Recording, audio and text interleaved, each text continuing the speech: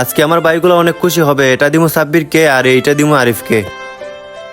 আরিফ, সাব্বির, আরে ওরা কোথায় গেল? ওরা মনে হয় খেলতে গেছে। আচ্ছা, এগুলো এই জায়গায় রেখে যাই, আসলে ওদেরকে দিয়ে দিব। আরে আরিফ, তোরা কোথায় গেছিলে? দেখ, তোদের জন্য ভাই খেলনা কিনে আনছি। আরে খেলনা কই গেল?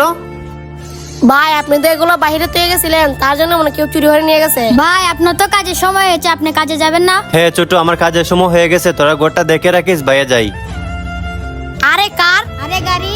আরে ভাইয়ের তো জুতা নাই, ভাইয়ের জুতা না কিনে আমাদের জন্য খেলনা কিনে আনছে। সাব্বির চল এগুলো বিক্রি করে ভাইয়ের জন্য জুতা কিনে আনি।